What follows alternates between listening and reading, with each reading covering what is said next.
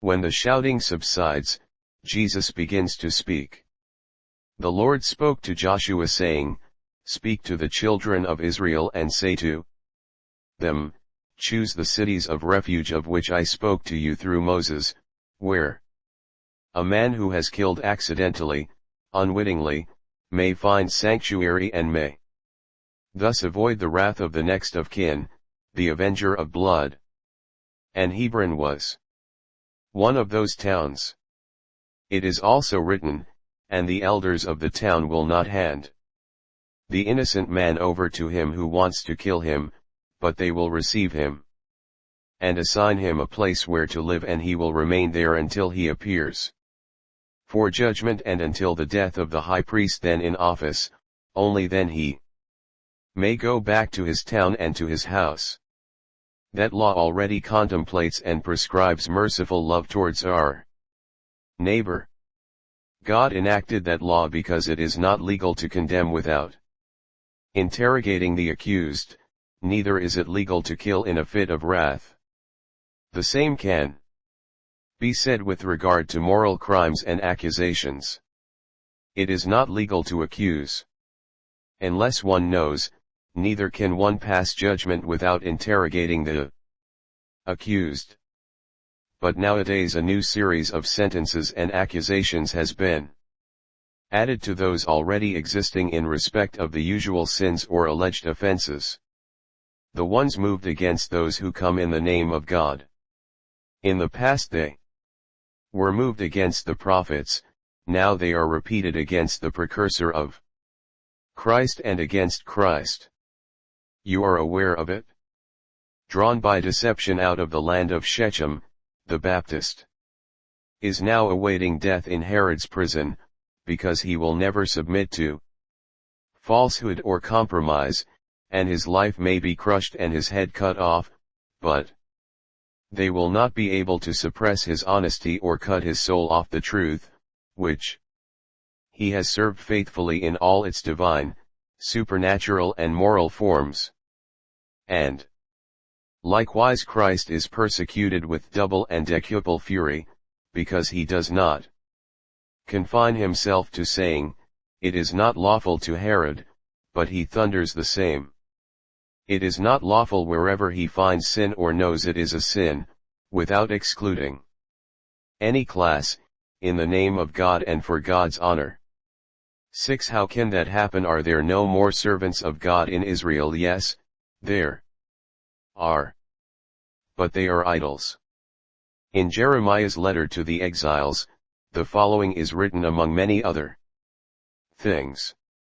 And I am drawing your attention to it because every word of the book is a lesson that, as the Spirit had it written for a current event, refers to an event that will take place in the future. So it is written, "When you enter Babylon you will see gods made of gold, silver, stone, wood. Be on your guard, do not imitate the foreigners, do not have any fear of their gods. Say in your hearts, Lord, it is you only that we must worship." And the letter describes the details of those idols whose tongues are made by a craftsman, and they do not make use of them to reproach their false priests, who strip them of their gold to clothe prostitutes with it, and later they remove the same gold, desecrated by the perspiration of prostitution, to reclothe the idol, idols that rust and wood worm can corrode and are clean and tidy only if man washes their faces and clothes them, whereas they can do nothing by themselves, although they have scepter and axe in their hands. And the prophet concludes, "Therefore be not afraid of them." And he continues, "Those gods are as useless as broken pots. Their eyes are full of the dust raised by the feet of those who enter the temple, and they close them tight, as in a sepulchre, or like a man who has offended the king, because anyone can steal their precious robes. They cannot see the light of the lamps, so they are like temple beams, and the lamps serve only to blacken them with smoke, while owls, swallows and other birds fly over their heads and soil them with excrement, and cats nestle among their clothes and tear them. So you must not be afraid of them, they are dead things. Neither is their gold of any use to them, it is only a display, and if it is not polished, the idols do not shine, as they did not feel anything when they were made. Fire did not awake them. They were bought at fabulous prices. They are carried wherever man wants to take them because they are shamefully powerless. So why are they called gods? Because they are worshipped with offerings and a show of false ceremonies, which are not felt by those who perform them, nor believed by those who see them.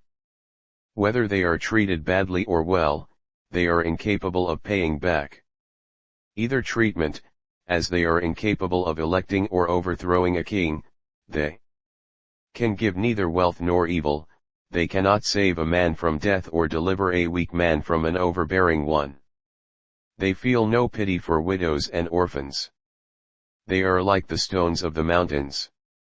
The letter says more or less that 7. Now, we also have idols, no more saints, in the ranks of the Lord. That is why evil can rise against good. The evil that soils with excrement the intellects and hearts of those who are no longer saints, and nestles among the false robes of goodness. They can no longer speak the words of God.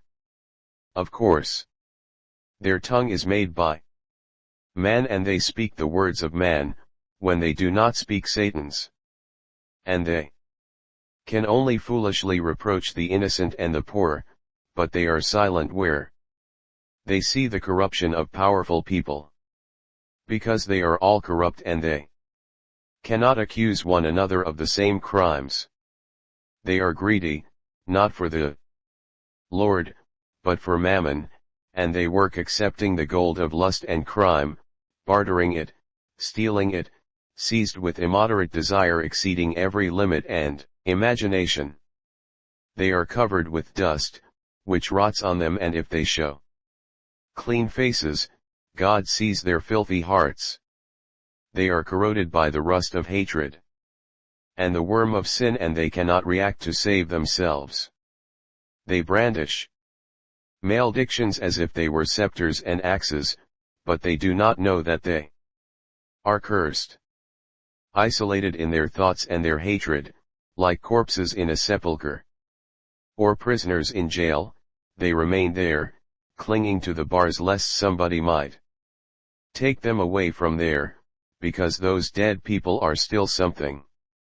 Mummies, nothing else but mummies looking like human beings, while their bodies have turned into dry wood, and outside they would be old-fashioned articles in a world seeking life, in need of life as a child needs a mother's breast, a world that wants who can give it life and not the stench of death. They do live in the temple, and the smoke of the lamps, that is of honors, blackens them, but no light descends upon them, and all passions nestle in them. Like birds and cats, while the fire of their mission does not give them the mystical torture of being burnt by the fire of God.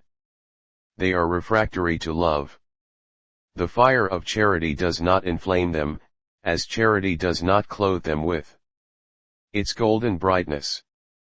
The charity of double form and double source, charity of God and of neighbor, the form, charity from God and from man, the source. Because God withdraws from a man who does not love, and thus the former source ceases, and man withdraws from a wicked man, and also the latter source ceases. Charity deprives a loveless man of everything. They allow themselves to be bought at a cursed price, and to be led where it suits profit and power. 8. No. It is not right. No money can buy a conscience, particularly the conscience of a priest or a teacher. It is not right to acquiesce in the mighty things of the earth when they induce acts contrary to God's commandments. That is spiritual inability, and it is written, a eunuch is not to be admitted to the assembly of the Lord.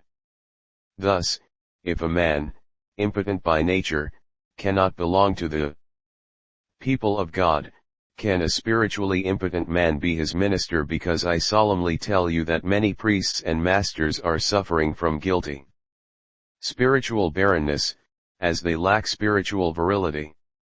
Many. Too many. Meditate. Observe. Compare. You will see that we have many idols, but few ministers of the good which is God. That is why the sanctuary towns are no longer a sanctuary. Nothing is now respected in Israel, and saints die because those who are not saints hate them. But I invite you, come. I call you in the name of your John who is languishing. Because he is a saint, who was struck because he precedes me, and because he endeavored to remove the filth from the paths of the Lamb. Come to serve God. The time is near. Do not be unprepared for redemption. Let the rain fall on the sown ground. Otherwise it will fall in vain. You people of Hebron must be the leaders. You lived here with Zacharias and Eliza, the holy people who deserved John from heaven, and here John spread the scent of grace by means of his true childish innocence, and from the desert he sent you the anti-corrupting incense of his grace, which has become a wonder of penance. Do not disappoint your John. He raised the love for our neighbor to an almost divine level, whereby he loves the last dweller on the desert, as he loves you, his fellow citizens, and he certainly implores salvation for you. And salvation means to follow the voice of the Lord and believe in his word. And from this sacerdotal town come in a body to the service of God. I am passing and I call you. Do not be inferior to prostitutes, for whom one word of mercy is sufficient to persuade them to abandon their previous life and come onto the way of good. I was asked upon my arrival, but do you not bear us a grudge? No, I have love for you. And I hope to see you in the multitude of my people, whom I lead to God, in the new exodus towards the true promised land, the kingdom of God, beyond the Red Sea of sensuality and the deserts of sin, free from all kinds of slavery, to the eternal land, which abounds in delight and is saturated with peace. Come. This is love passing by. Whoever wishes can follow him, because only goodwill is required to be accepted by him.